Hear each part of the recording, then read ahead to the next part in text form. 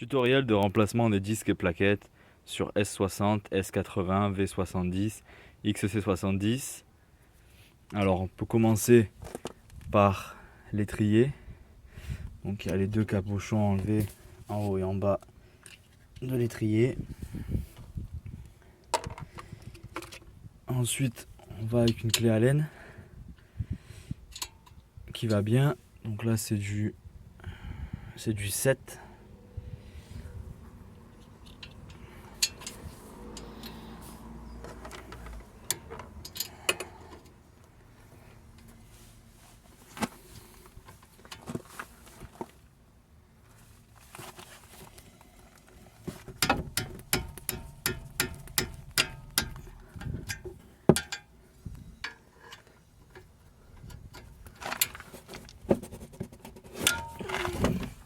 Voilà, je suis du dessous.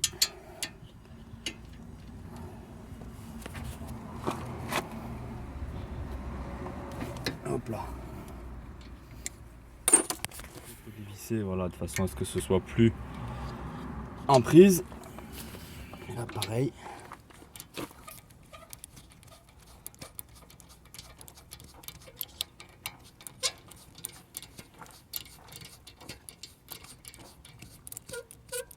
Qui est devant, donc bien se rappeler le sens.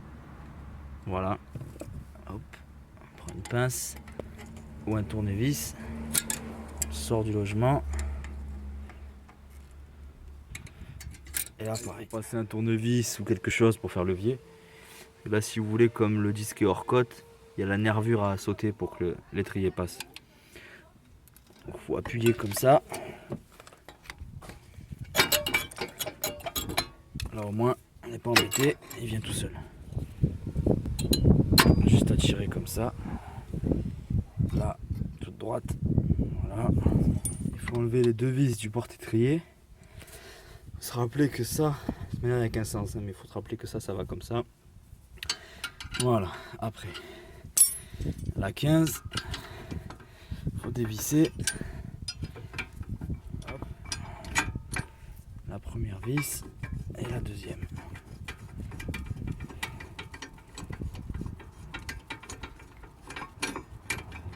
Une vis pour fixer et centrer le disque, donc c'est du 10.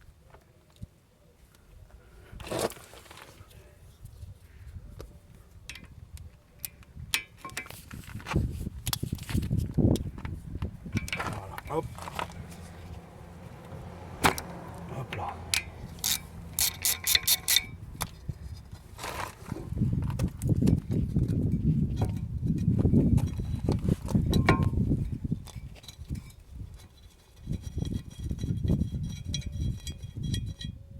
Voilà, il y a juste à retirer le disque ensuite.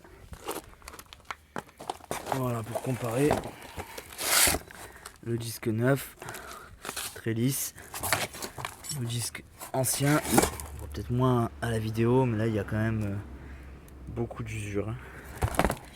Les plaquettes pouvaient encore un peu faire, mais quand on change les disques, il faut toujours changer les plaquettes avec. Voilà, les neuves, la différence entre l'ancienne et la neuve. Important aussi après, c'est bien nettoyer les surfaces, donc les surfaces d'appui du moyeu ici, et ensuite le porte-étrier à nettoyer. Voilà.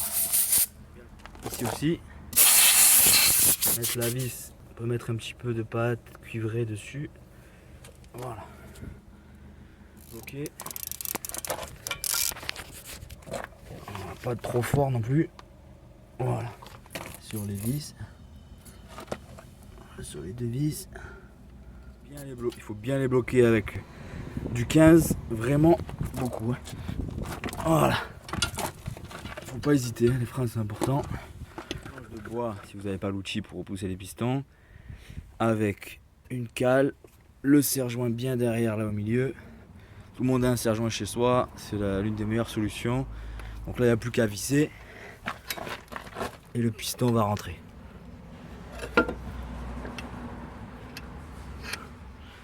On va vérifier aussi en même temps que les flexibles de frein sont pas usés.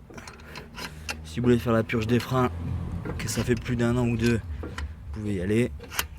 La purge qui est juste là sur l'étrier. Ah voilà. C'est un peu de graisse cuivrée.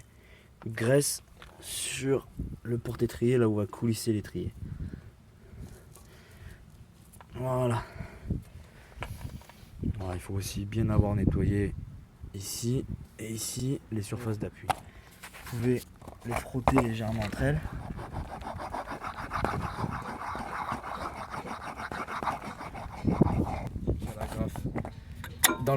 Dans l'étrier, voilà, comme ceci.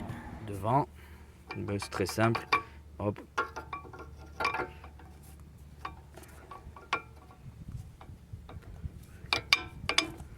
Voilà, c'est les plaquettes, le piston pour les plaquettes, ça va tout seul.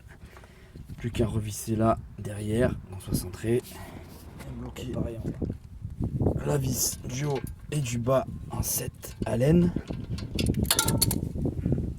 Celle du bas. Voilà.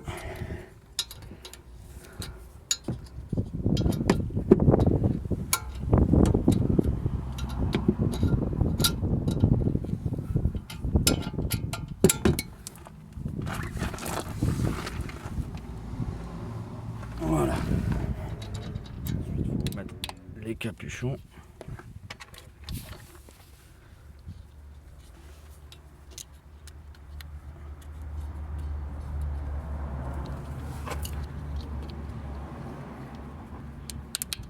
Voilà. Vous pouvez faire un tour, voilà, comme pour les vidanges, les choses. S'il n'y a rien d'abîmé sous la voiture, des choses usées, toute la partie roulante, la partie mécanique. La graffe. Voilà. Qu'elle soit bien engagée. Sur les triangles, c'est la butée anti-frottement. Là, vous voyez bien qu'elle est complètement ravagée. Elle est vraiment en morceaux. Comparé à la neuve. Pour la changer, c'est facile, il y a 2 vis. On met un petit peu de frein filet, on serre modérément. Sinon, ça fait que la roue vient frotter au niveau du passage de roue. De 12, vous dévissez. On enlève la vieille pièce. Il n'y a qu'un sens pour mettre le nouvelle modérément.